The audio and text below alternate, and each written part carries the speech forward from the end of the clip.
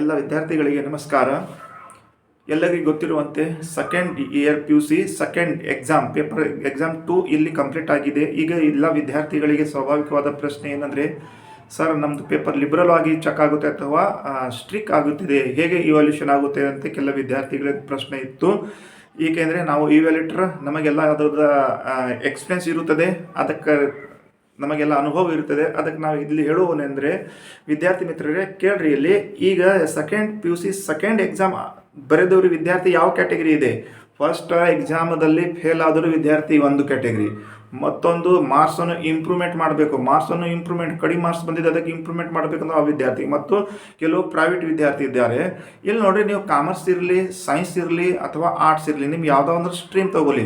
ಒಂದು ವೇಳೆ ನೀವು ಫೇಲ್ ಆಗಿ ಮತ್ತೊಂದು ಸಲ ಎಕ್ಸಾಮ್ನು ಬರ್ತಾ ಇದ್ದೀರಿ ಅಂದರೆ ಇಲ್ಲಿ ಕೇಳ್ರಿ, ಇಲ್ಲಿ ಈಗ ನೀವು ಫೇಲ್ ಆದ್ರಿ 2 ಮಾರ್ಕ್ಸು 3 ಮಾರ್ಕ್ಸು 5 ಮಾರ್ಕ್ಸು 20 ಮಾರ್ಕ್ಸ್ಲಿ ನೀವು ಎಷ್ಟೋ ಮಾರ್ಕ್ಸ್ ನೀವು ಫೇಲ್ ಆಗಿರಿ. ಈಗ ಬಂದಿರಲ್ಲ, ಅಲ್ಲಿ ಎಕ್ಸಾಮ್ ಈ ಪೇಪರ್ ಇವ್ಯಾಲ್ಯೂಷನ್ ಮಾಡೋರು ಮೆಂಟಾಲಿಟಿ ಏನಿರ್ತದೆ, ಮೆಂಟಾಲಿಟಿಯನ್ನು ಎಲ್ಲರಿಗೂ ಗೊತ್ತಿರುವಂಥ ಇದೆ ಅದು ಓಪನ್ ಆಗಿ.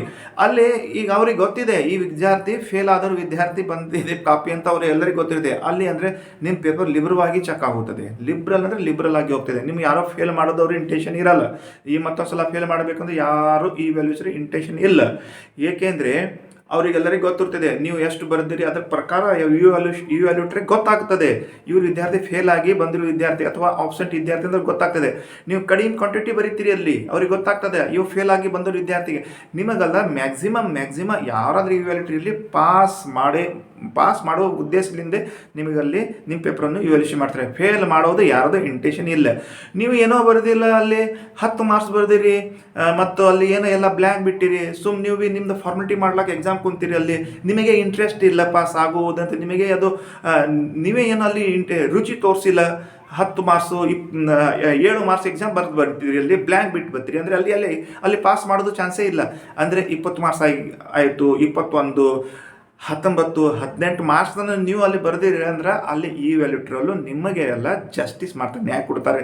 ಟೆನ್ಷನ್ ತಗೋಬೇಡ್ರಿ, ಇದಕ್ಕೆ ಫೇಲ್ ಆಗೋದು ಚಾನ್ಸಸ್ ಕಡಿಮೆ ಇದೆ. ನೀವು ಒಳ್ಳೆ ಬರೆದಿರಿ ಅಂದರೆ ಅಲ್ಲಿ ಲಿಬರಲ್ ಆಗಿ ಚೆಕ್ ಆಗುತ್ತದೆ ಮತ್ತು ನಿಮಗೆ ಮಾರ್ಕ್ಸ್ ಬರುತ್ತೆ, ನೀವು ಪಾಸ್ ಆಗ್ತೀರಿ.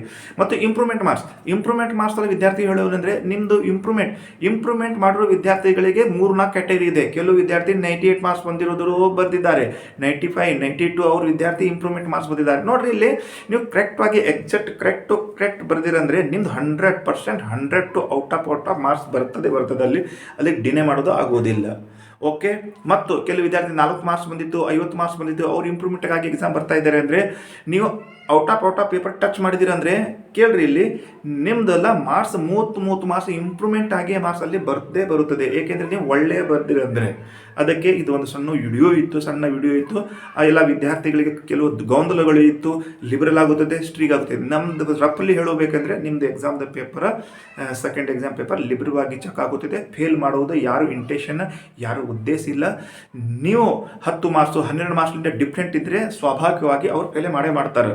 ಅದಕ್ಕೆ ನಿಮಗೆ ಗೊತ್ತಿರುತ್ತದೆ, ಸ್ವಲ್ಪ 1, 2, 3 ಮಾರ್ಕ್ಸ್ನಲ್ಲಿ ಏನಾದರೂ ಏರುಪೇರಿ ಇದ್ದರೆ ಪಾಸ್ ಮಾಡ್ತಾರೆ. ಮತ್ತು ಔಟ್ ಆಫ್ ವಿದ್ಯಾರ್ಥಿಗಳಿಗೆ ಔಟ್ ಆಫ್ ಬರ್ತಾರೆ, ಅದರಿಂದ ಔಟ್ ಆಫ್ ರಿಸಲ್ಟ್ ಬಂದೇ ಬರುತ್ತದೆ. ನೀವು ಏನೋ ಡಿಮೋಟಿವ್ ಆಗಬೇಡ್ರಿ. ಇದೊಂದು ಸಣ್ಣ ವಿಡಿಯೋ, ಎಲ್ಲ ವಿದ್ಯಾರ್ಥಿಗೆ ಅನುಕೂಲತೆ ಆಗುತ್ತೆ ಎಂಬ ಉದ್ದೇಶದಿಂದ ನಾನು ಇಲ್ಲಿ ಮಾಡ್ತಿದ್ದೇನೆ. ಮತ್ತು ಏನಾದರೂ ಅಲ್ಲಿ ಬೋರ್ಡ್ ಹೊತ್ತಿನ ಏನಾದರೂ ಅಪ್ಡೇಟ್ ಬಂದರೆ ಆ ಅಪ್ಡೇಟ್ ನಿಮ್ಮ ಮುಂದೆ ಶೇರ್ ಮಾಡೋಕ್ಕೆ ನಾನು ಇಷ್ಟಪಡ್ತೀನಿ ಅಂತ ಹೇಳುತ್ತಾ ಈ ವಿಡಿಯೋನ ಇಲ್ಲಿ ಮುಕ್ತಾಯ ಮಾಡ್ತೀನಿ. ಎಲ್ಲರಿಗೆ ಧನ್ಯವಾದಗಳು. ಚಾನಲನ್ನು ಲೈಕ್ ಮಾಡಿ, ಶೇರ್ ಮಾಡಿ, ಸಬ್ಸ್ಕ್ರೈಬ್ ಮಾಡಿದೆ ಅಂತ ಹೇಳುತ್ತಾ ಎಲ್ಲರಿಗೂ ಧನ್ಯವಾದ.